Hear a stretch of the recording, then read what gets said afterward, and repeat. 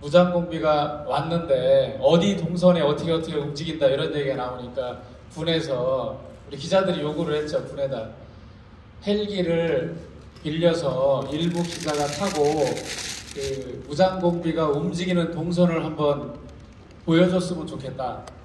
그렇게 얘기했어요. 근데 군에서는 처음에는 아무 생각 없이 일단 그 당시에는 홍보를 해야 되겠다는 생각도 있었던 것 같아요.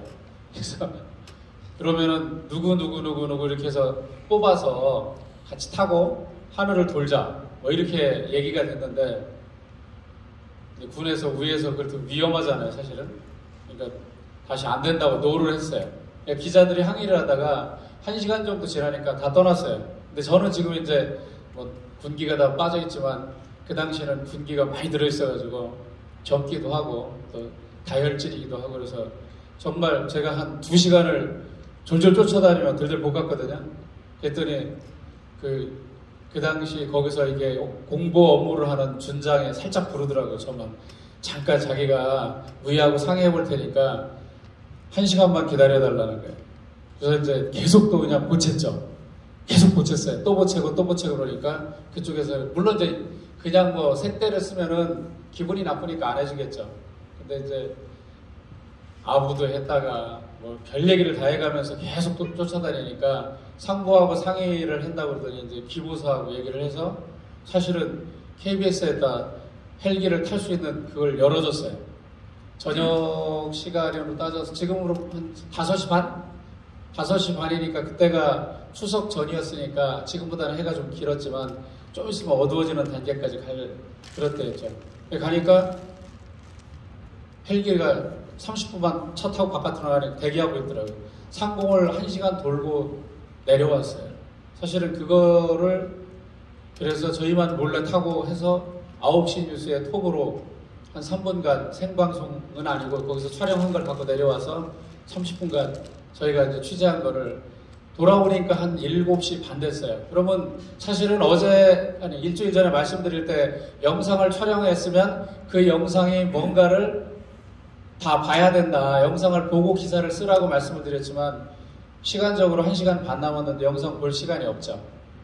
저는 어떤 방법을 생각했냐면 갈 때부터 생각한 게 하늘에서 영상 촬영 기자가 찍을 때 나도 똑같이 보는 거예요. 그 상황을 메모, 여기 종이 하나 들고 있지만 종이에다 볼펜으로 막 메모를 해서 그 상황을 갖고 내려오자마자 바로 원고를 작성을 해서 바로 그걸 오디오를 읽고 편집을 해서 9시 뉴스 톱으로 냈어요.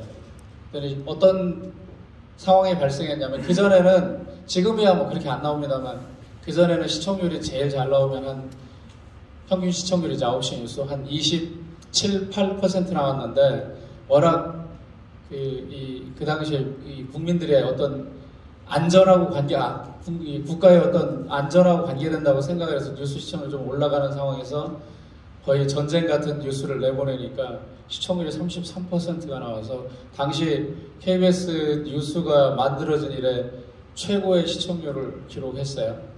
근데 그때 지금 생각을 해보면은 왜 그랬는지 모르겠어요. 그때 왜 그랬는지. 근데 달라들어서 하니까 다른 기자들이 다음날 엄청 항의했죠. 그날 밤부터 저한테 속된 말로 쌍욕을 하는 기자도 있어요. 후배인데도 근성 있게 달라드는 거죠. 제가 후배라고 뭐라고 안 해요. 왜냐면 내가 그 후배 입장에서 타사 선배가 그러면 나도 달라들어서 싸웠을 테니까. 근데 취재를 할 때는 뭐 하나 그런 목표가 정해졌다면은 그냥 달라들어 가야 돼요.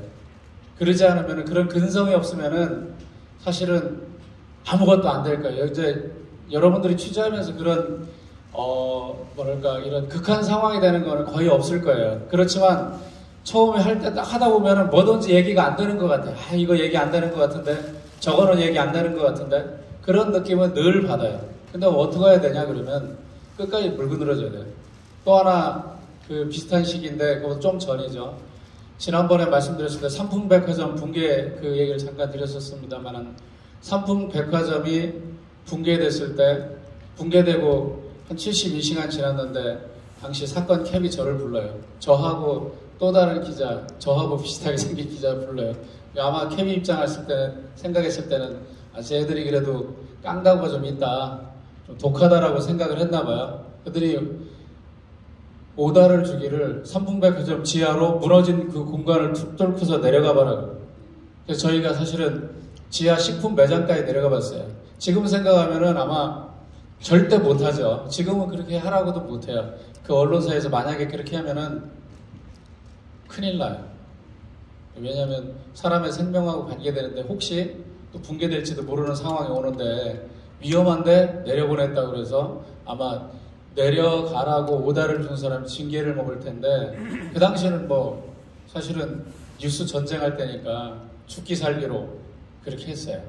근데 물론 그 지금처럼 좋은 장비가 있으면 이 헬멧에 카메라 있는 걸 들고 내려가서 찍고 그래서 엄청난 특종을 했을 때지만 그 당시에는 이제 그런 장비가 없으니까 실제 어떤가 눈으로만 보고 왔죠. 근데 지금 생각하면 되게 미련한 것 같지만 그런 근성을 가지고 여러분들 취재를 하지 않으면 안 돼요. 만약에 여러분이 할 때 좋은 내용으로 하면은 취재원들이 서로 내 거 해달라고 막 손들을 거예요. 이거 된다, 저거 된다 그러는데 막상 조금 안 좋은 내용으로 취재를 하려고 그런다 그러면 아니라고 무조건 잡아떼야.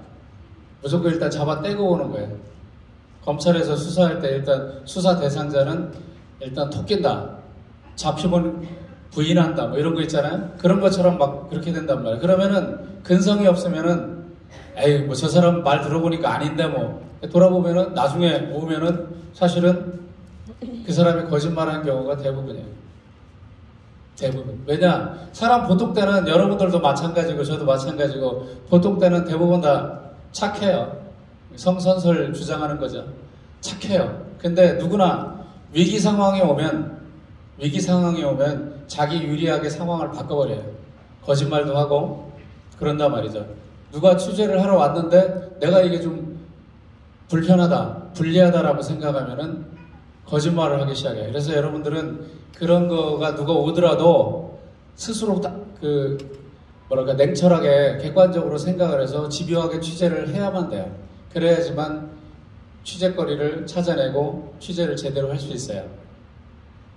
또 하나 지금 뭐 제가 좀 전에 말씀드린 것처럼 막 와가지고 지난번 일주일 전번하고 똑같은 분이라고 해서 참 당황스러웠는데 하나를 예를 들면은 여러분이 취재하다 보면 여러 사람을 만날 거예요.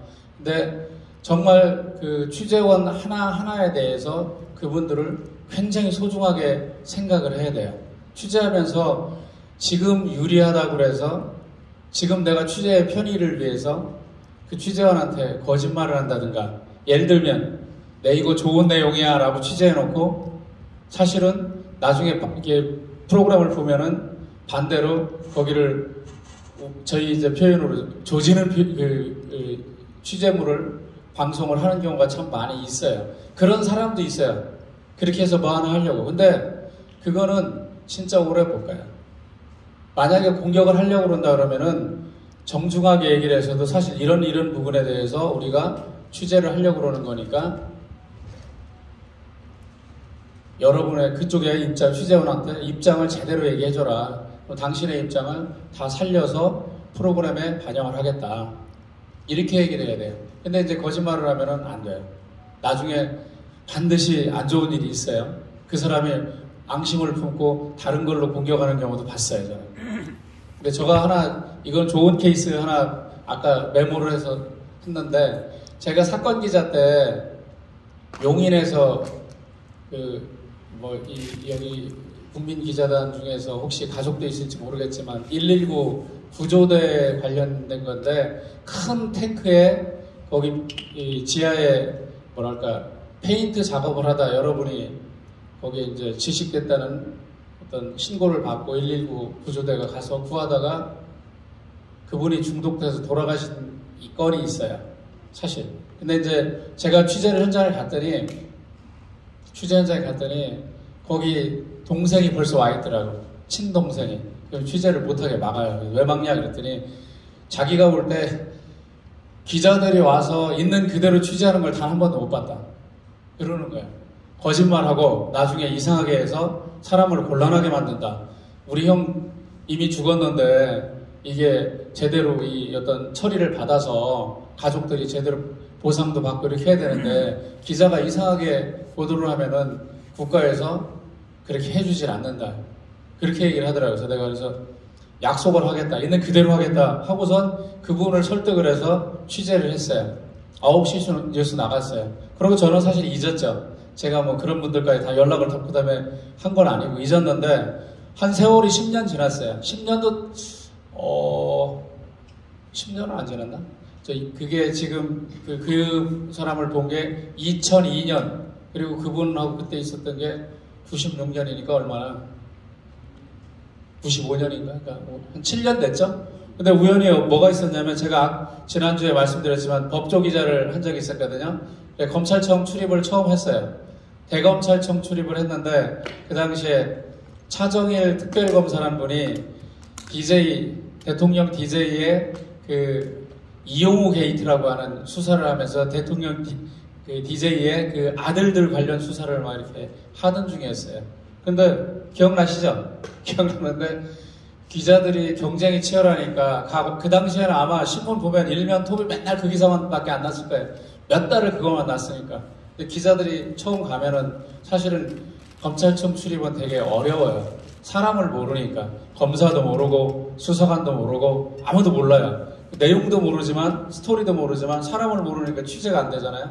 근데 제가 딱 갔는데 가자마자 특별검사 있었던 데가 그 한국감정원이라고 강남에 거기에 그 빌딩에 들어와 있었어요. 딱 들어가니까 어떤 사람이 나를 와서 막 반갑게 맞이하는 거야. 그 특별수사관이야. 그 양반이. 근데 그 사람 모르죠. 했더니 자기가 그때 그런저런 했었던 그 돌아가신 형의 동생이다. 기억 안 나느냐? 나는 기억 안 나지만 반갑다라고 얘기를 했어요. 근데 그 양반이 말이 많으신 분이었어요. 모든 정보를 저한테 다 줬어요. 진짜. 모든 정보를 다 주는 거야. 그러니까 그 양반이 듣는 건 확인된 것만 얘기해 주니까 사실은 뭐 그렇게 하면 안 되지만 슬슬 흘려주는 거예요. 예를 들면 오늘 누가 왔다더라 정도. 타사는 누가 왔는지 모르죠. 중요한 인물들이 와도 몰라요. 근데 그 양반 나한테 와서 하는 거야. 근데 나하고 그런 관계를 다른 기자들이 아니까 둘이 밥 먹으러 가면은 진짜 어떻게 보면 천국인데 문 열려있는 그 식당에 중국집에 갔더니 머리가 여기서부터 여기까지 한 10명 여기도 10명 엿들으려고 둘이 무슨 얘기하나 달라들고 그래요.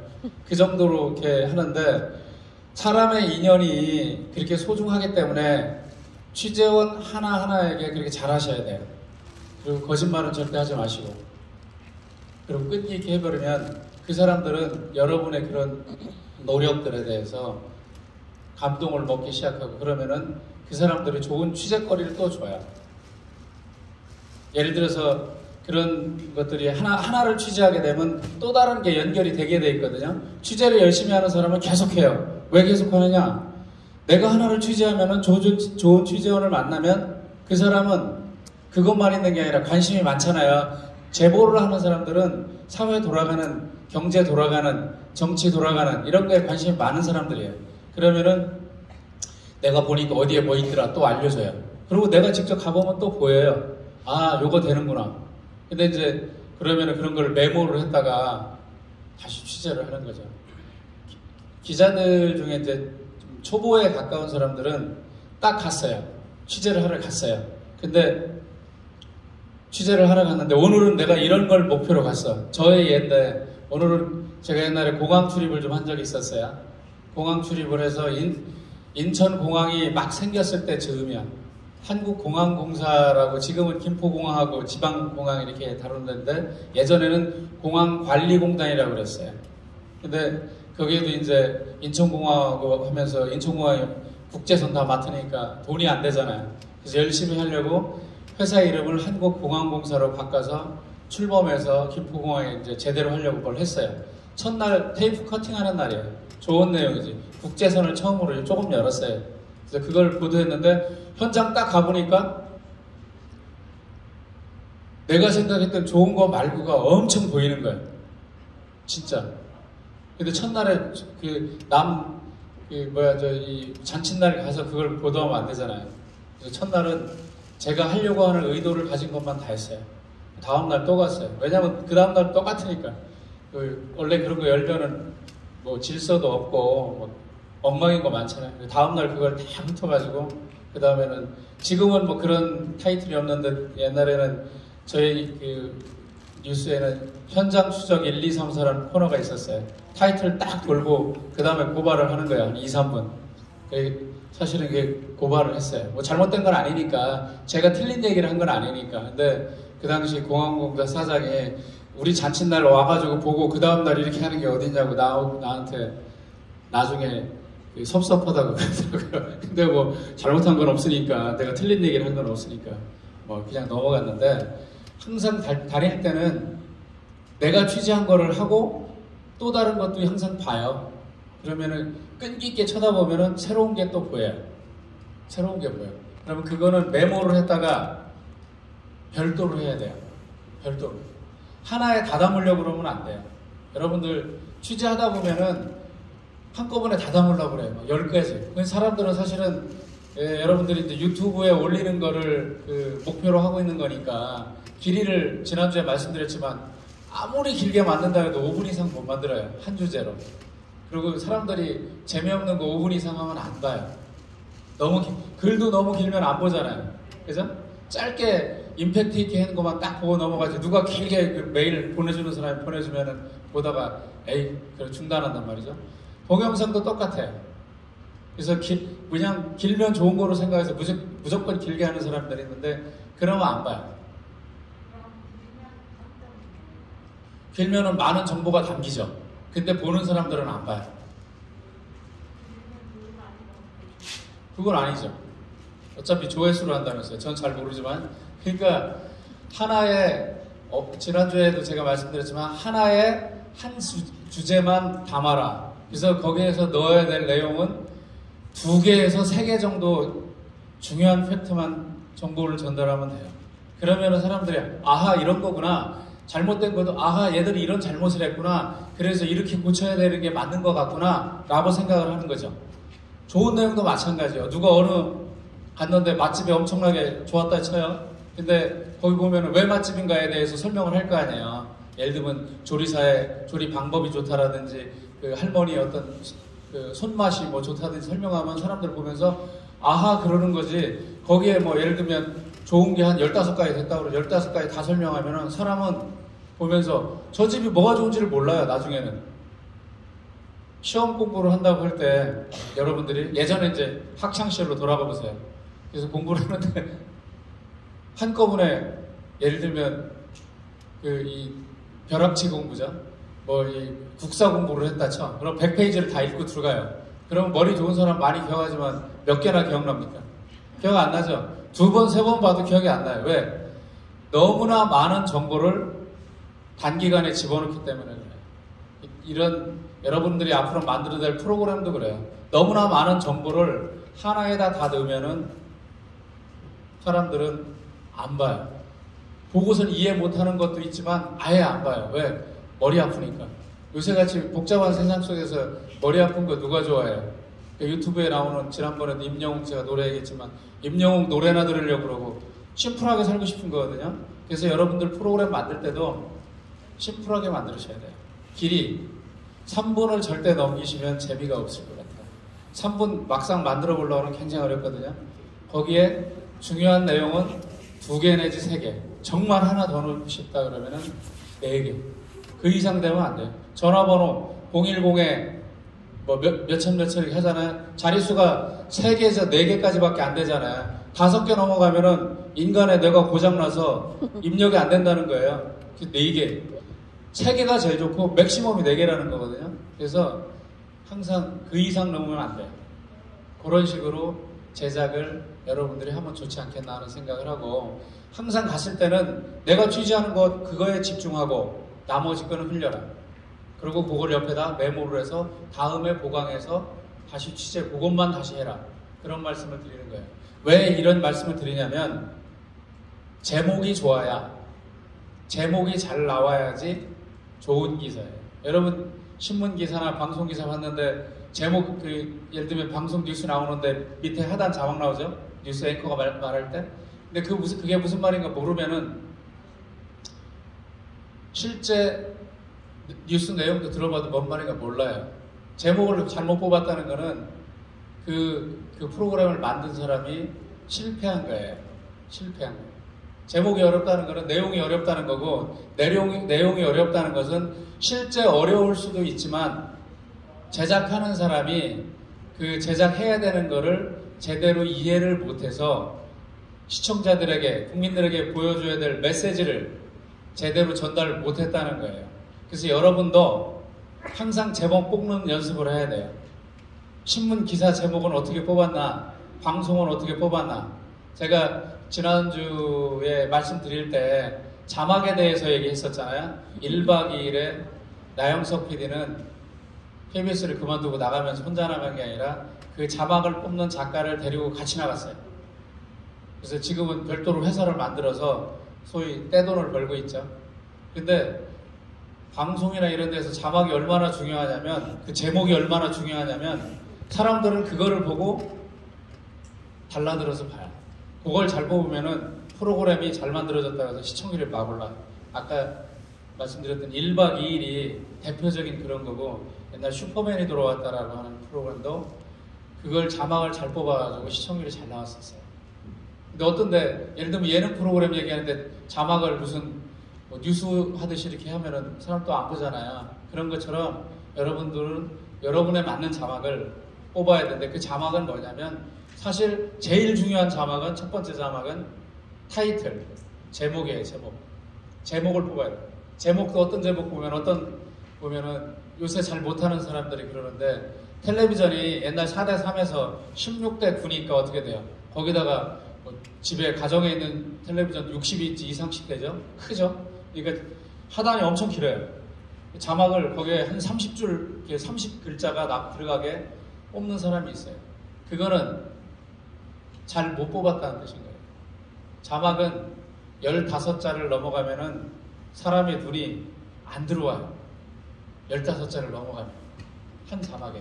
그래서 제목을 잘 뽑아주셔야지만, 그 자막을 잘 뽑아주셔야지만 좋은 프로그램을 만들 수 있으니까, 여러분은 혹시 내가 취재를 한다, 오늘 취재를 한다 그러면은 그런 제목을 먼저 잘 뽑고 가야 돼요. 근데 취재하기 전에, 현장 가기 전에 우리의 예를 들면은, 저희는 이제 뉴스를 데일리로 하니까 특히 기자들, 사건 기자하고 이렇게 바쁜 출입처에 기자를 하다 보면은 그게 일상이 되는 거예요. 오늘 한 거 하고 또 내일 새로운 상황이 발생하니까, 어디에서, 예를 들면 뭐 일산에서, 뭐 그 전에 있었던 일인데, 일산에서 뭐라고 하냐, 권총 강도가 나타났다, 은행에 돈 털려고. 근데 그걸 취재를 가요. 근데 그 정보 하나 듣고 가는 거예요. 근데 어떻게 가야 되냐, 우리는 그냥 가는 게 아니에요. 경험이 없는 사람은 아무 생각 없이 가봐요. 딱 하면 영상 기자가 연락에 이제 막 찍어요. 한 10분 찍어. 그러면 취재 기자는 취재가 하나도 안 되고 멍하니 있다 보면은 나중에 기사를 뭘로 써요?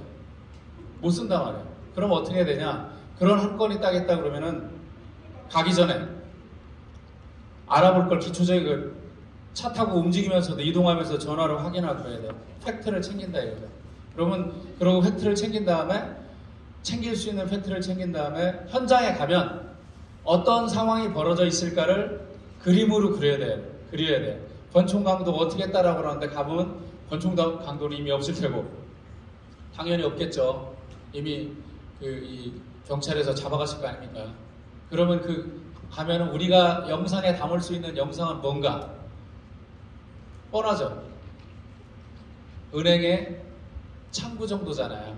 그리고 거기서 놀랬던 그 은행 행원 창구 직원들, 뭐 그런 사람들 인터뷰하고 당황했던, 뭐 그 옆에 있었던 혹시 고객들이 남아있다면 그 고객들 상황 듣고, 그 정도밖에 없어요. 그런 걸 머릿속에 그리고 가야 돼요. 예를 들면 어디에서 큰 교통사고가 났다 쳐요. 그래서 연락을 받고 취재를 가요. 그러면 교통사고가 났으면 어땠을까를 그림을 그리고 가야 돼요. 사중 추돌이라고 한다. 아니면 뭐 정면 충돌이었다. 그러면 어떻게 상황이 돼 있나 머릿속에 그림을 그리고 가야 돼요. 항상. 그래서 여러분들은 그런 걸 접하지는 않지만 혼자 하잖아요. 방송사는 제가 지난주에 말씀드렸지만 PD들도 그렇고 기자들도 그렇고 취재 기자, 촬영 기자, 또 촬영 보조하는 오디오맨, 조명도 보조하죠. 거기 또 운전 기사, 한 팀으로 가요. 그러니까 가서 이렇게 할 수 있지만 여러분은 직접 혼자 1인 미디어 시대에 1인 미디어 활용을 해야 되는데 내가 가가지고 그걸 다 할 수 있겠어요? 그럼 어떻게 해야 되겠어요? 취재가 쉽지만 사실은 쉬운 게 아니에요. 아까 제가 얘기한 급한 상황은 아니겠지만 혼자 내가 다 알아서 해야 되니까 가기 전에 모든 정보를 다 알고 가야죠. 사전에 다 취재를 해서 주인장하고도 여러분이 맛집 취재를 한다 그러면 전화로 해서 다 물어보고 아니면 카톡이나 이런 메일로 해서 다 받아보고 그 내용을 정리하고 그래서 얘기를 들었다면은 그 집에는 그러면 보여줄 수 있는 영상으로 보여줄 수 있는 게 뭔지 예를 들면 식당에 불판에 이렇게 불 돌리는 그 불쇼를 그 셰프가 보여줄 수 있는 것인지 아니면 할머니가 하는 무슨 그 손맛을 보여주는 그 집만의 어떤 그 대대로 이어져 온 그 노하우를 안 보여주겠죠, 당연히. 어떻게 할 수 있는, 이렇게 시연을 할 수 있는 거가 뭐가 있는지 그런 거를 알고 가셔야 된다. 그러고서 그게 알았다면은 그냥 가는 게 아니고 거기 가서 그 부분에 대해서 포커스를 맞추고 취재를 해야 되겠죠. 근데 그냥 아무 생각 없이 어디가 무슨 유명한 맛집이더라. 그래서 거기서 내 오늘은 그거 한번 소개해보겠다고 딱 갔는데 갔더니 머리가 멍해지는 거예요. 왜? 공부를 안 하고 갔기 때문에. 그럼 여기서 여집에서 내가 촬영해야 될 것은 무엇이고 인터뷰해야 될 대상자들은 어떻게 되는 거고 그 인터뷰 내용을 뭐로 딸 것인가 고민해야 되는데 그 고민을 안 하고 왔어요. 들이댔는데 3명의 시민의 인터뷰를 했어요. 근데 내가 또 들으니까 그냥 맛있어요. 그럼 여기도 맛있어요. 저기도 맛있어요. 이러면 그걸로 가지고 프로그램을 만들면 시청자들이 뭐라고 하겠어요. 유튜브를 보는 사람들이 뭐냐? 그런단 말이에요. 그러면 나는 그 사람들의 자연스러운 말을 듣지만 질문이 뭐냐에 따라서 대답하는 게 나오잖아요. 내가 뭘 질문하느냐에 따라서 사람의 대답은 살살 비슷하지만 뉘앙스가 살살 바뀌어 나오거든요. 그러면은 그런 내가 인터뷰를 원하는 인터뷰를 딴다 그러면은 내가 미리 취재를 했다면 현장에 가면은 그게 내가 예를 들면 저녁 7시에 피크 타임에 갔다. 식당이 어떻게 꽝꽝 사람을 차가지고 붐빌 것인가? 그럼 어느덧 지글지글 끌까? 그리고 사람들은 어떤 분위기일까? 소주잔을 돌리냐? 소폭을 만드냐? 머릿속에 그려야 될 거 아니에요. 그리고 가서 그러면 어떤 사람 인터뷰를 딸까? 생각을 해서 딱 보면은 촬영을 하는 것 같으면은 표정이 좋은 사람이 있어요. 기분 좋아하는 사람. 싫어하는 사람이 있거든요. 그 사람 들이대면 큰일 납니다. 그러면 싸움 나고 난리가 나요. 근데 보면은 그런 걸 즐기는 사람이 있어요. 그 사람한테 가서 인터뷰를 해야 돼요. 근데 어떻게 하느냐? 여러분이 취재하고 싶고자 하는 내용에 가까운 그 반응을 보면서 이렇게 여기가 그렇다는데 어때요? 하고 물어보면 그 사람이 자기가 아는 거 다 얘기해줘요. 그리고 내가 얼만큼 단골인지도 막 떠들어요. 그 사람 딱 인터뷰 따고 어디 사는 누구 이름 하나 메모하고 또 따고. 근데 같은 내용을 따면 안 되니까 이번에는 저쪽에서 같은 그 식당이 최고라고 하는 내용이지만 다른 그 말이 나오는 인터뷰를 또 따야 되겠죠. 자막을 넣어줘야 되니까. 자막을 안 넣어주면은 제가 지난주에도 말씀드렸지만 모든 프로그램에서 사람 이름, 장소 또는 시간 이런 걸 넣지 않으면은 첫째 보는 사람이 궁금해요. 저기가 어디일까? 저 사람은 뭘까? 저 사람은 진짜 그 식당에 온 사람일까? 아니면 섭외해서 딴 사람이 앉아있는 사람일까? 궁금해한다고. 그러면서 뭐 하냐면 신뢰하지 않아요. 프로그램에 대해서. 저건 순 엉터리일 거야. 짜고 치는 고스톱일 거야. 그런 생각을 한다는 거죠. 그래서 반드시 그 사람의 인터뷰를 할 때는 그 사람의 성명하고 그 사람이 어디 동 사는지는 이름을 밝혀주는 게 좋죠. 그러면은 저 사람이 어디 동 사는 사람 누군데? 예를 들면 좀 전에 인터뷰했는데 우리 집에서 여기가 1시간씩 걸리는데 나는 이 맛에 중독돼가지고 일주일에 한 번씩 옵니다. 이런 인터뷰를 했어요. 근데 어디 사는지가 안 나오면은 이상하잖아요. 사람들이 뭐라고 이거 짜고 치는 고스톱 아닐까 이런 생각을 한다는 거죠. 그래서 반드시 넣어주는 게 좋다는 거죠. 프로그램의 신뢰성을 높이기 위해서 그래요. 실제.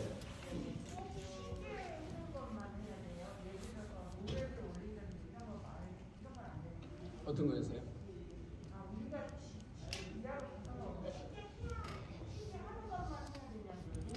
여기 채널 안톡에서요? 채널 안톡에서의 정책은 사실 제가 채널한테 관계자는 아니어서 잘 모릅니다. 근데 아마 제가 여기에 관계자라면 이렇게 할 것 같아요. 지금의 솔직히 이게 출범하는 거잖아요. 여러분도 모르고 채널한테 관계자도 저는 모를 거라고 생각을 해요. 우리 방송 프로그램 KBS에서 하는 것도 처음에 취지는 이렇게 하려고 했는데 하다 보면은 시청자 반응은 이쪽에 나타나는 거야. 그럼 어떻게 하냐면 이거 하려고 이거 다 접고 이쪽으로 넘어가요. 내가 10가지를 강조하려고 5가지를 강조하려고 그랬어. 근데 사람이 3개에 대해서는 관심이 없어요. 2개만 관심 보여. 그러면 2개를 확장해서 5개로 만드는 거예요. 프로그램도 저랑은 그래요. 여기서 아까 제가 이 유튜브에 올린다고 제가 그 얘기만 들었거든요. 유튜브에 올리면은 1시간짜리 프로그램 만들 수도 없고 그렇게 만들면 여러분 손해죠. 왜냐하면 그렇게 1시간짜리 만들려면 3달에 1개 만들기도 힘든데 내가 장담하는데 1년에 하나도 못 만드실 거예요. 처음 해보면. 근데 그걸 왜 그렇게 노력을 해? 짧게 1분짜리도 좋고 처음에는 무리하게 하지 마세요. 1분짜리 30초짜리 이런 것도 상관없다고 생각해요. 그렇게 해서 올리는 거고 한 번 하다 보면 지난주에도 말씀드렸지만 시작이 반이고 여러분 70% 정도 한 거다라고 얘기했지만 처음 해보면 아하 별거 아니군 이런 생각이 또 든다는 거죠. 그러면 또 한 번은 내가 1분 정도를 나름대로 구성을 했어요. 길게 하는 것도 능력이에요. 길은 걸 줄이는 것도 능력이지만 처음에는 안 돼요. 내가 늘리고 싶다고 해도 정보가 있어야지 정보를 담고 영상이 있어야지 영상을 담고 그렇게 해서 늘릴 수 있는 거지 그냥 어떻게 늘리겠어요. 그러니까 늘리는 것도 그 다음에는 1분 30초를 한번 해본다. 그 다음에는 2분을 해본다. 이렇게 하는 거죠. 근데 이제 아까 제가 맛집 얘기를 했지만 여러분들이 아마 저는 이 맛집 그런 걸 하신다는 얘기를 들었어요. 근데 예를 들어서 그게 아니고 제가 잘 모르지만 재래시장에 얻은 어떤 뭘 취재할 수도 있어요. 재래시장의 명물 특징을 예를 들면 아니면 엊그제 불났지만 남대문 시장 그런 데 있잖아요. 그런 데가 포목점에 가서 옛날 동대문 지금 다 없어졌지만 동대문 시장 포목점에 가서 거기 그 포목들의 이 형형색색 이쁜 것들 많잖아요. 그런 걸 취재해서 여기가 어떻게 전통을 이렇게 이어오고 대대로 이어서 어떻게 지금 이 사업을 하고 있는지 그런 걸 소개할 수도 있죠.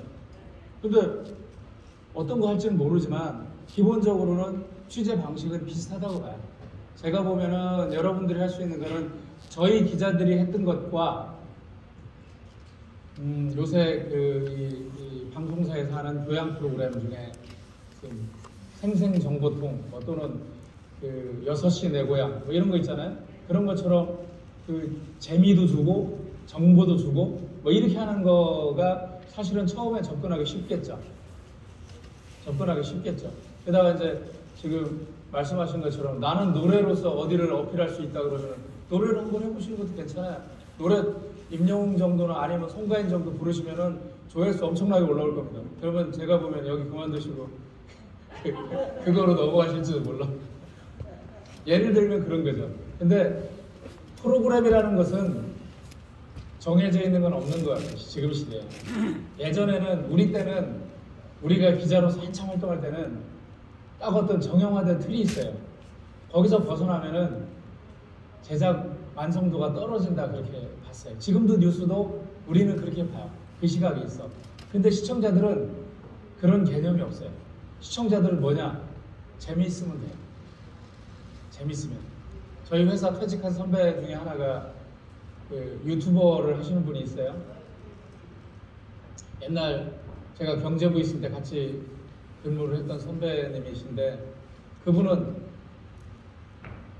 그 당시에는 그렇게 취재는 열심히 하고 평상시 재미는 있었지만 그렇게 이게 이 언변이 좋거나 그러지 않았어요. 근데 퇴직하고 보수 유튜버가 돼가지고 막 이렇게 말씀을 하시는데 조회수가 몇십만이 나오고 이렇게 해가지고 본인이 얘기를 저한테는 안 했지만 제가 전해 듣기를 얼마? 한 달에 7천만 원도 벌고 이렇게 그러더라고요. 그건 이제 그런 사람들은 뭘로 하냐? 그냥 이거 토는 거예요. 정치인들 나와서 이 보수 유튜버나 진보 유튜버들 떠들죠? 그 사람들 엄청나게 정치권에 대해서 얘기하는 것 같지만 들어보면 뻥이 많이 들어가 있잖아요. 그 사람 왜 뻥친 줄 알아요? 그래 재밌으니까. 말 그대로. 자극적이니까. 뭐 때문에 다 망했어 이렇게 얘기하는데 나중에 들어보면 그 내용 하나도 안 나와요. 그죠? 제목만 그렇게 요란하게 뽑는 거예요. 아까 얘기한 것처럼 제목이 중요한 이유죠. 그것도 하나예요. 제목을 어떻게 뽑느냐에 따라서 보는 사람들은 낚인 거죠, 솔직히. 낚여서 보는 거예요. 근데 여러분도 그렇게 사실 뻥치기 제목을 하는 건 재미가 없지, 그러면 안 되겠지만 제목에 대해서 관심을 많이 갖고 프로그램에 대해서는 저는 정해져 있는 틀은 없어요. 근데 지난주에 제가 말씀드리다 좀 부족했던 부분이 교재를 사서 봐라 또는 무슨 블로그에서 봐라 뭐 이런 얘기 많이 말씀드렸는데 처음부터 잘하는 사람은 없기 때문에 그래요.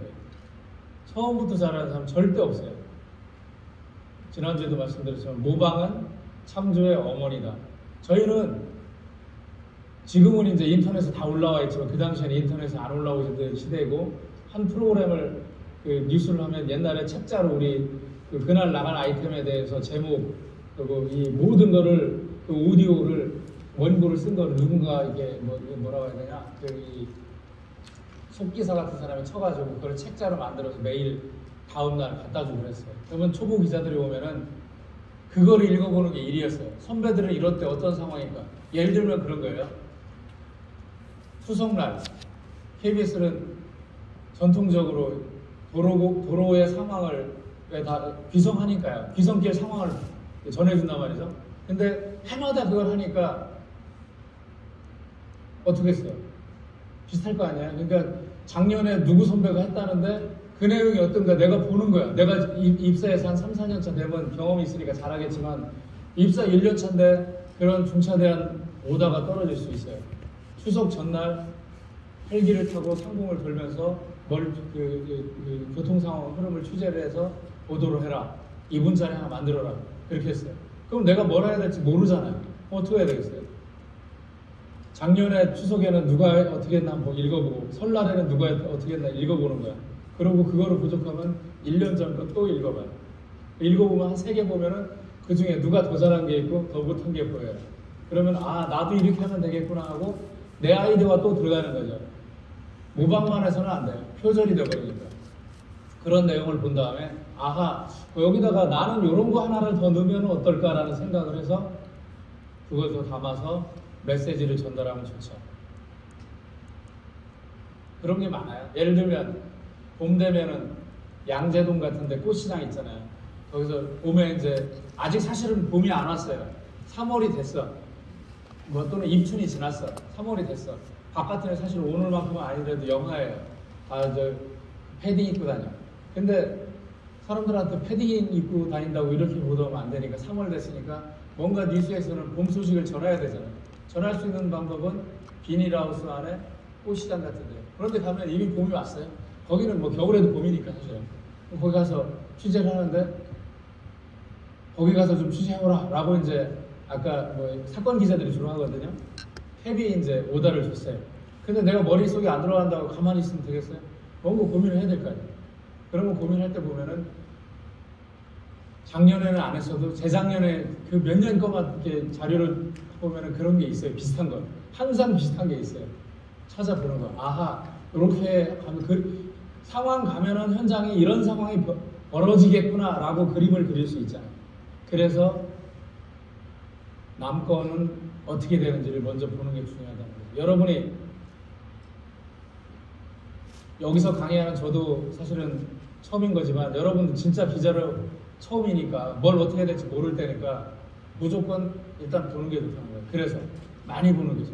그냥 보는 게 아니라 보면서 제목을 뽑았을 때 제목도 써보고 노트하면서 노트하면서 이렇게 얘 이렇게 하는구나. 생생정보통 같은 거 보면서 6시 내 고향 같은 거 보면서 재래시장 가서 누군가 개그맨이나 이렇게 또 그런 연예인들이 막 소개하고 그러잖아요. 근데 그 사람들은 그냥 막 그렇게 할 것 같아요? 그런 건 없어요. 세상에 아무 생각 없이 그냥 가서 할 수 있는 그렇게 뛰어난 연예인은 없어요. 유재석도 그런 거 없어요. 다 컨셉이 있어요. 미리 가기 전에 나름 공부하고 준비하고 이렇게 메모를 해와요. 저도 이렇게 메모를 했어요. 지난주에 처음 메모를 한 거야. 강의를 하려고. 오늘 무슨 얘기를 할까? 이렇게 했어요. 그리고 지난주에 제가 하나도 안 보고 했죠. 머릿속에 한 번 이걸 가지고 정리를 했으니까 틀리더라도 비슷하게 할 수 있는 거죠. 내가 이번 주에는 지난주하고 똑같은 줄 알고 이거 한 장 들고 와서 정말 죄송스러운데 그렇게 하고 가는 거예요. 그러니까 여러분도 당연히 그보다 더 해야 되겠죠. 심지어 유재석도 준비하고 가는 거예요. 그냥 가는 게 아니에요. 돌아가신 송혜 선생님 전국 노래자랑 할 때 그 양반을 어떻게 하냐면 미리 하루 전날 가가지고 그 동네에 취재 다 해요. 모든 거 다 알아. 그런 다음에 어떻게 하냐. 본인이 직접 멘트를 쓴다고 그러더라고요. 예를 들면 뭐 그냥 거기서 나와서 이렇게 덕담하듯이 하는 것 같지만 사실은 그거를 자기가 숙소에 돌아와서 그거를 1시간, 2시간 정리를 한 다음에 전국 노래자랑 할 때 오프닝 멘트를 써서 그거를 나름대로 방안에서 연습을 한 다음에 하는 거예요. 연습을 해봐야 되는 거죠. 근데 하다 보면은 내가 원래 적혀있는 대로 읽을 수는 없어요. 그거는 뭐 거의 로봇인 거고 인간이 어떻게 이렇게 틀리겠지. 그렇지만 전달하고자 하는 메시지만 비슷하면 되는 거잖아요. 그죠? 아, 제작하는 방법에 있어서요?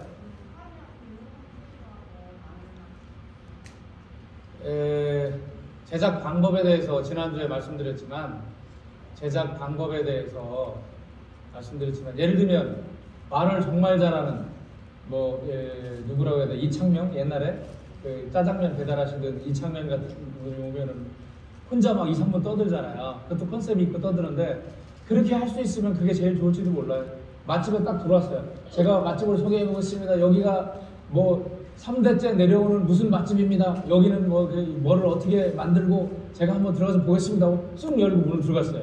그러면서 안녕하세요 그러면서 야 저기 지금 뭐 끓고 있네 그러고 카메라부터 쫙 그러면서 자기가 찍어야 되잖아요. 근데 그 말하고 그게 불가능해. 누군가 그때는 2인이 해야 되거든요. 근데 여러분이 그렇게 하겠다고 생각을 하면 아예 들고 가서 그렇게 할 수 있죠. 하다가 하겠습니다 하고 돌리고 야 저기 뭐 해서 촬영을 하면서 할 수 있겠지만 그렇게 한다라고 하면 본인이 그런 나레이션 자연스럽게 할 수 있는 능력이 돼야 돼요. 쉽지 않겠죠. 거의 불가능해요. 제가 본 가능성은 0%라고 봐요. 그래서 어떻게 하느냐. 지난주에 말씀드렸지만 제작 방법에 대해서 그러면 다시 한번 말씀드릴게요. 지난주에 말씀드렸는데 지금 두서없이 얘기하다가 말씀을 하시니까 제작 방법에 대해서 얘기하는데 제가 지난주에 말씀드렸던 게 뭐가 있냐면 프로그램을 제작하는 데는 3대 요소가 있다. 영상, 원고, 자막 이렇게 얘기를 했어요. 제가 보는 어느 책에도 나와 있지 않아요. 근데 저는 그게 3가지가 그 중요 요소라고 보는데 여러분들 그 중에서 어떤 게 제일 중요하다고 생각하세요? 네? 사람마다 다 생각이 달라요. 지금 여기 어르신은 원고라고 하셨고 여기 영상이라고 하신 분도 있고 자막이라고 하는 분도 있는데 예전에는 뉴스가 방송 뉴스도 마찬가지였어요. 영상에 대한 개념이 부족하던 시절에는 메시지가 중요했어요. 그래서 원고가 굉장히 중요해요. 예전에는 그랬어요. 진짜 메시지가 중요한 거예요. 신문은 특히나 메시지가 중요해요. 그래서 원고가 굉장히 중요한 거죠. 그전에는 그랬는데 지금은 저는 개인적으로 영상이라고 봅니다. 신문도 보면은 누가 뭐라고 했는지 하고 상관없이 일면에 가운데에 사진 크게 하나 나오면 그 사진 보면 충격적인 게 가끔 보이잖아요. 감동적인 것도 있고 사진이 주는 동영상이 주는 메시지는 더 크고요. 사진이 주는 메시지가 그렇게 큰 거예요. 그래서 여러분이 내가 원고를 잘 쓰는 것도 중요하지만 영상을 어떻게 촬영하느냐가 저는 더 중요하다고 봐요. 엄청 중요해요. 영상 한 카트가. 영상 한 카트 때문에 뉴스를 만들기도 하고 못 만들기도 해요. 제가 옛날에 사건 기자할 때 만들었던 것 중에 뭐가 있었냐면 부천인가 인천 쪽에 그 유리섬유 공장이 있었어요. 옛날 얘기하는 거예요. 유리섬유 공장이 있었는데 그 유리섬유 공장에 거기 이제 공장을 지금 가동을 안 해요. 근데 그 주변 주민들이 이상하게 암에 많이 걸리는 거예요. 암에. 그래서 그 제보가 와서 갔어요. 유리섬유 공장에 가서 아직 버려진 유리섬유 보고 땅바닥에 묻어놓은 거기 묻어놓은 것들 보고 그걸로 끝낸 게 아니라 그걸로 영상이 안 보이니까. 그래서 어떻게 했냐면 거기에 있는 물을 떠왔어요. 거기에 있는 그 동네에서 먹는 그 지금처럼 뭐 예를 들면 수돗물을 먹는 게 아니라 그때 옛날이니까 거의 30년 전이니까 수돗물이 아니라 거기서 이렇게 뭐라고 하죠? 소독꼭지로 나오긴 하지만 거기서 이렇게 간이상수도 같은 그런 데 납부된 지역이었거든요. 그런 물을 떠와서 현미경 카메라로 찍어봤어요. 300배 확대할 수 있는 현미경 카메라로 찍어봤어요. 그랬더니 어떤 영상이 나오냐? 그 물에 유리가, 깨알 같은 유리가 눈에 확 들어와요. 영상이. 근데 이제 저는 프로그램을 만들면서 고민을 했어요. 어떻게 만들어야 되는가? 사람들이 보통 통상적으로 가면은 유리섬유 공장 보고 뭐 이렇게 한단 말이에요. 그래서 거기 아직도 유리섬유 파헤쳐져 있는 거 보고 주민들 암 걸렸다는 얘기도 들어보고 그런단 말이죠. 그러고선 뭐 이렇게 300배 확대한 것도 보고 그러는데 저는 고민을 했어요. 어떤 프로그램이든지 처음이 제일 중요해요. 처음 영상을 뭐로 보여주느냐에 따라서 시청자들의 생각이 달라져요. 그래서 저는 어떻게 했냐면 고민하다가 300배 확대한 영상부터 들어갔어요. 진짜 300배 확대한 영상인데 이렇게 유리가 있다. 이 일반 확대하지 않은 영상하고는 이렇게 차이가 난다라면서 그 물속에 들어있는 칼날 같은 유리를 먼저 보여줬어요. 그랬더니 난리가 났죠. 당연히 난리가 났는데 재미있는 거는 제가 이제 그 해 전에 여름에 때가 막 결혼하고 첫 여름에 설악산으로 놀러 갔던 것 같아요. 근데 그때 민박집을 얻어서 놀았는데 그 옆집에 놀러 왔던 제 고향이 대전인데 거기도 대전에서 왔던 친구였어요.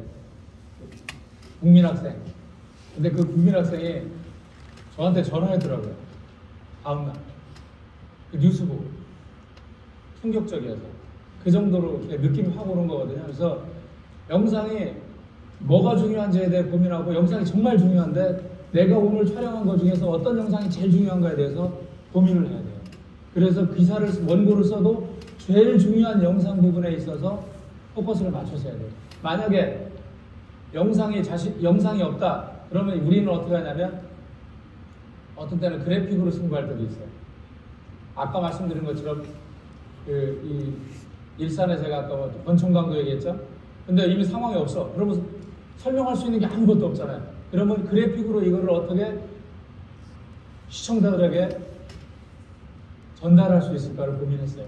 근데 이제 여러분들이 만들면서 아마 그래픽이나 이런 건 쉽지 않기 때문에 직접 동영상을 촬영을 해야 되는데 예를 들면 맛집에 했을 때 그 맛집에 제일 중요한 그 맛집의 특징이 뭐냐? 예를 들면 그 셰프의 어떤 중국집에 불판에서 뭐 하는 게 제일 중요한 거다 그러면 거기에 제일 신경 써서 촬영을 하셔야 돼요.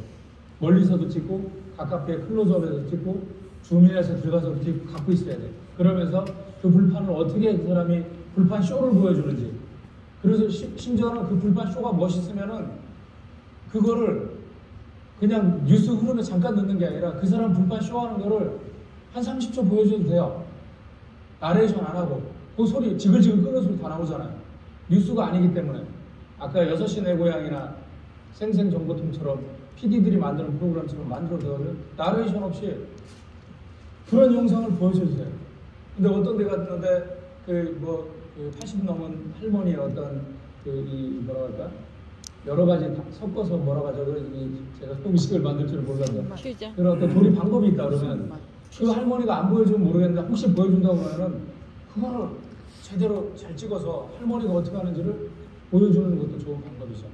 어떤 식당 갔는데 진짜 요새 식당 그래도 많죠. 특히 양식당 같은 데는 보기 좋은 것이 먹기도 좋다고 해서 굉장히 컬러풀하게 해요.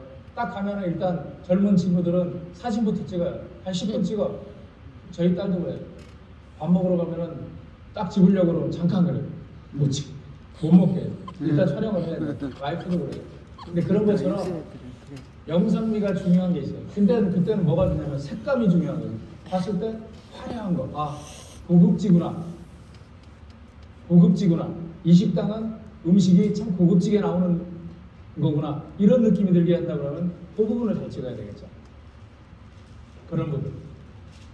원고를 쓰면서는 아까 그 원고가 옛날에는 그렇게 중요했는데 지금도 중요한 게 있어요. 예를 들면 무슨 대통령이 무슨 발표를 했다든가 또는 뭐 정당과 정당의 어떤 굉장히 큰 타협을 이끌어냈다 라고 하면 그 메시지가 중요하잖아요. 그러면 그 메시지 위주로 프로그램을 만들어요. 지금도 메시지가 중요한 거. 근데 그게 아니고 아까 먹거리 위주라든지 뭐 예를 들면 재래시장이라든지 또는 어떤 풍물시장이라든지 이런 데 가면은 먹거리 메시지보다는 영상이 훨씬 중요해요. 거기서 이렇게 조리하는 방법이라든가 풍물시장 갔는데 거기 어떤 아저씨가 뭐 예를 들어서 재미난 거기서 무슨 사물놀이 같은 거를 늘 하면서 한다든지 일을 하는데 그냥 일하는 게 아니라 흥에 겨워서 영탁처럼 계속 막 노래를 막걸리 한 잔부터 부르면서 쫙 부르고 들어가는 그런 아저씨가 있다면은 그런 아저씨 촬영을 해서 그 사람 노래 부르는 걸 30초 이상 내줘도 괜찮아요. 왜? 재밌으니까. 사람이 보게 만들어야 된다는 거죠. 나 혼자 보는 건 안 돼요. 지금 왜 그런 얘기를 하냐면 방송사의 일반 뉴스가 자기 자아 독취에 빠져 있어요. 저희 뉴스도 마찬가지예요.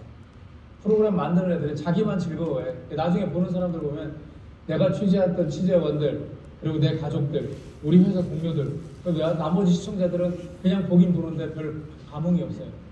그렇게 만들면 어떻게 되느냐? 안 된다 이런 얘기예요. 그러면은 아무도 관심을 안 가져줘요. 여러분들 KBS 뉴스에 나오는 기자 중에 아는 사람 혹시 있어요? 예? 안 보죠? 저도 안 봐요. 우리 딸이 제가 이제 지난주에 말씀드렸지만 일본에서 2007년에서 2010년까지 있었거든요. 근데 딸이 자기가 우리 회사 기자 중에 되게 웬만하면 가족들은 기자들 다 알고 그러는데 하나도 관심이 없으니까 모르는데 딱 한 명 한다고 그러더라고요. 누구냐 내가 물어봤어요. 궁금해서. 혹시 아빠라고 하나 그랬더니 아빠가 아니에요.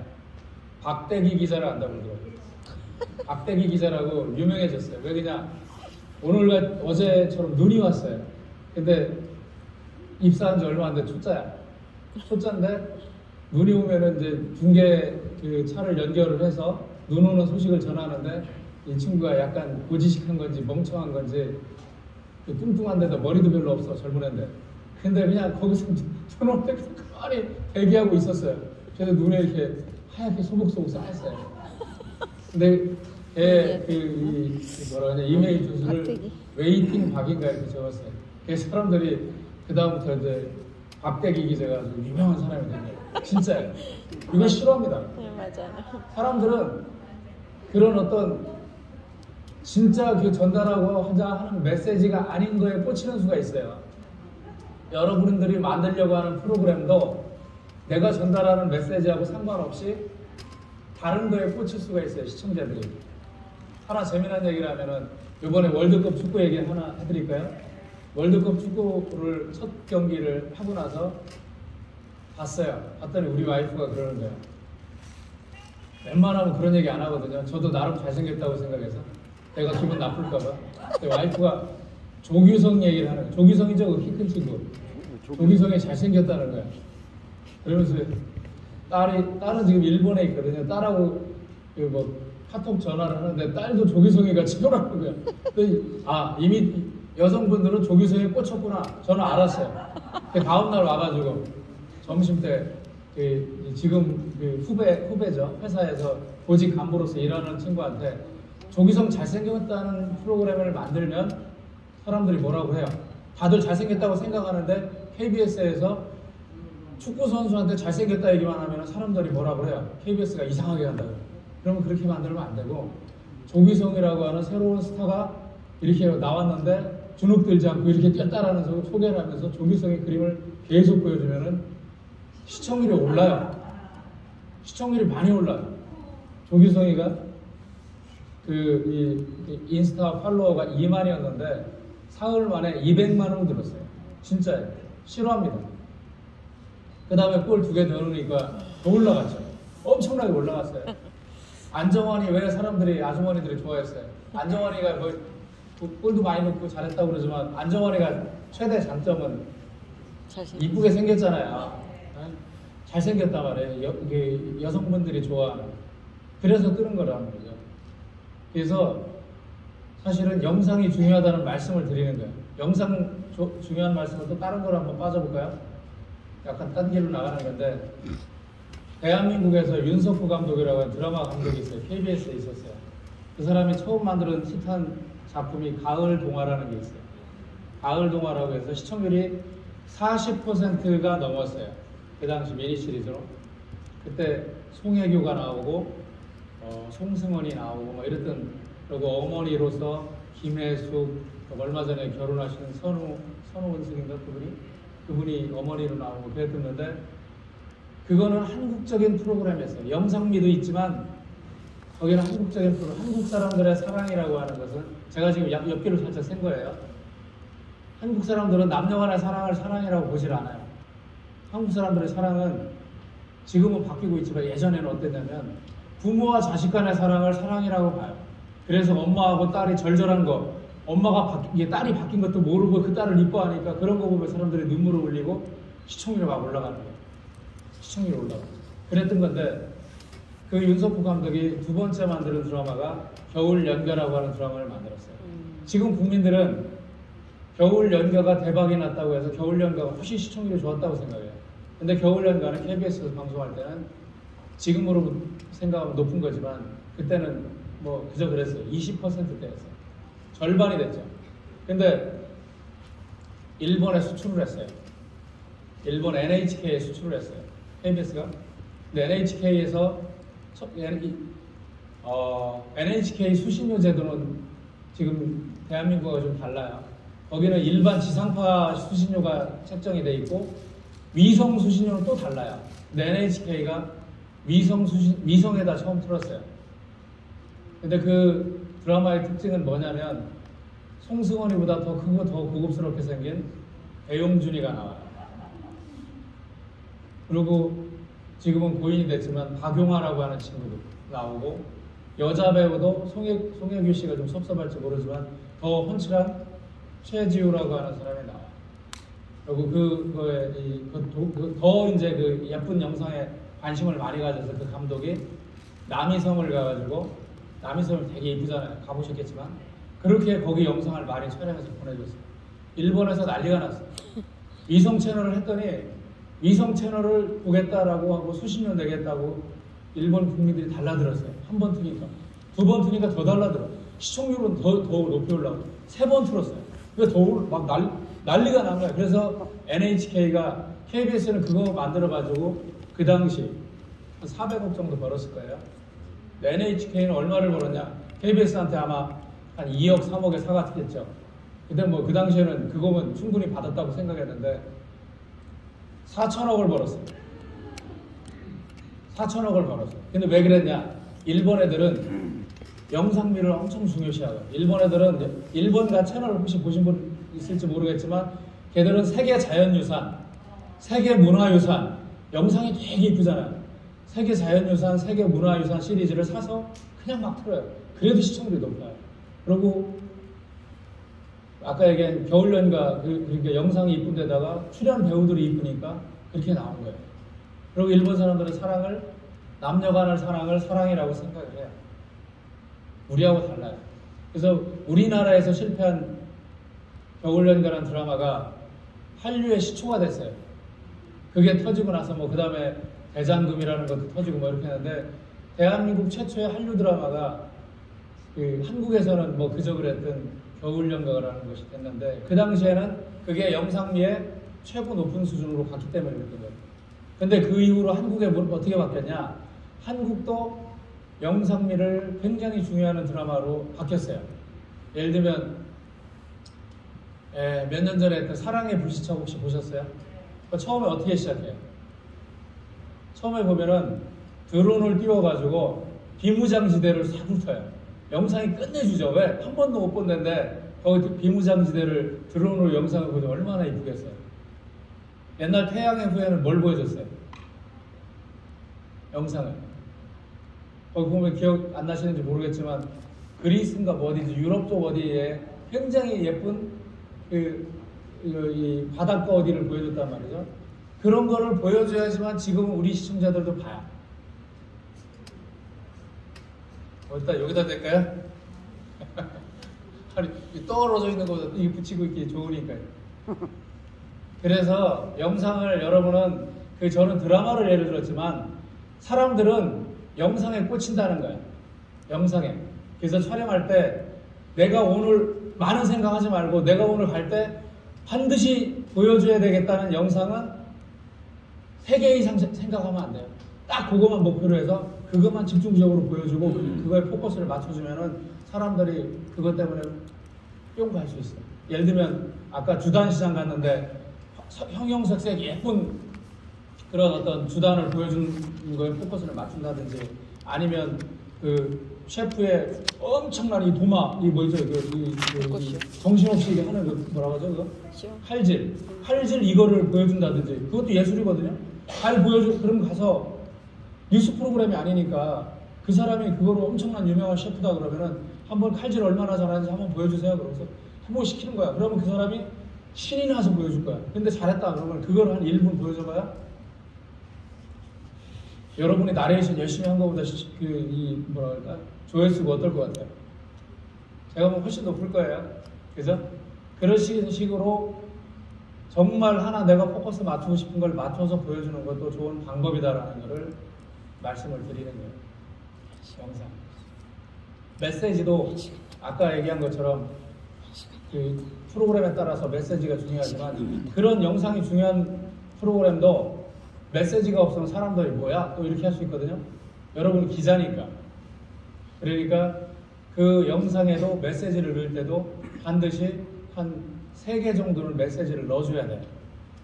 저 사람이 칼질을 이렇게 잘할 때 아까 도마에서 이렇게 칼질을 잘할 때 어떻게 저렇게 잘하게 됐는가? 그런 거를 감동적인 스토리가 있으면 거기다 여러분이 원고에다 써서 나레이션 하면 되잖아요. 그죠? 그런 것들을 어떤 몇 개는 넣어줘야 된다는 거죠.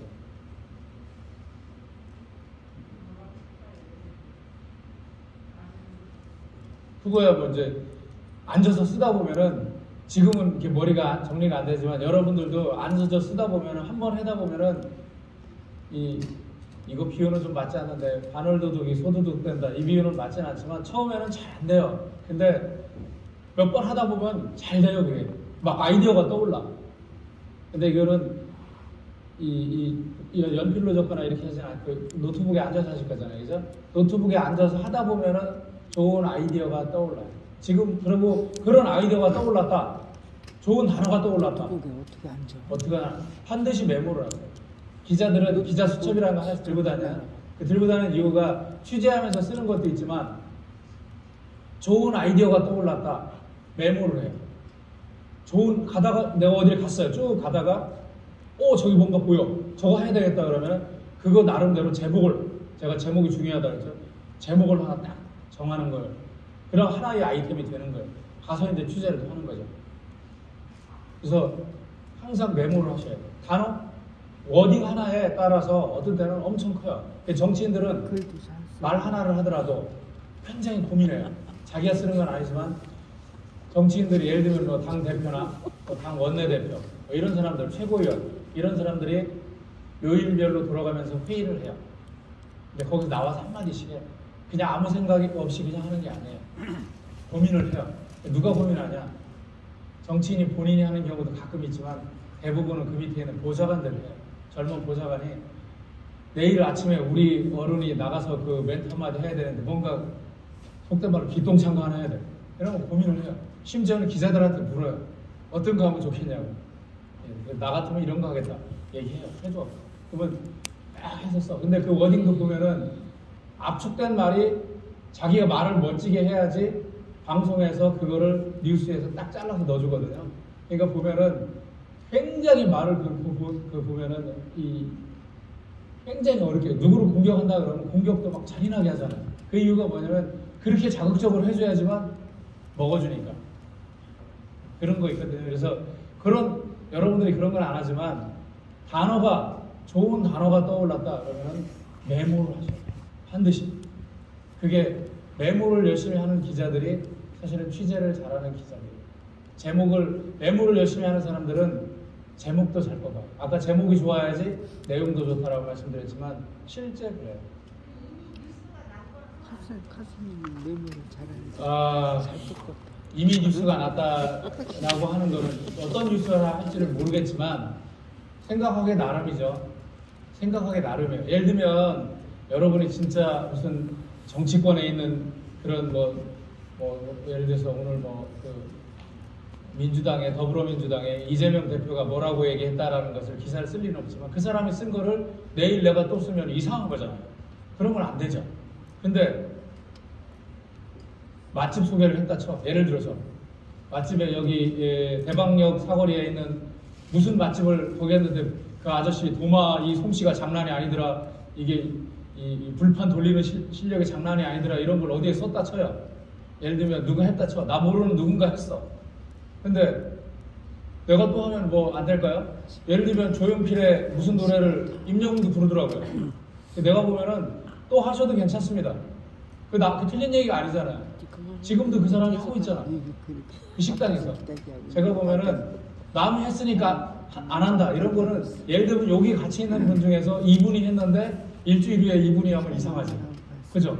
그거는 정말 이상한 거지. 근데 그게 아니고 다른 무슨 예를 들면 문화일보기에서 기사가 났다라든지 또는 다른 어디에 기사가 났다라든지 아니면 MBC에서 그 뉴스가 나갔다라든지 그랬다고 해서 여러분들이 그분들이 안 한 것만 찾아가면서 하려고 하면 찾을 수 있을 것 같아요? 못 찾아요. 내가 보면 그런 거 아까 얘기한 그런 이렇게 정당의 기사라든지 이런 게 아니면 그냥 무슨 기획 기사잖아요. 괜찮아요. 애국가도 자주 부를수록 좋다는 말도 있잖아요. 그러니까 제가 보면은 그거는 표절이 아니에요. 그 똑같은 데를 그 사람이 누가 취재하는 시각이 다르게 나는 접근해서 하면 되잖아요. 그죠? 궁금한 거 있으면 또 말씀. 없어요?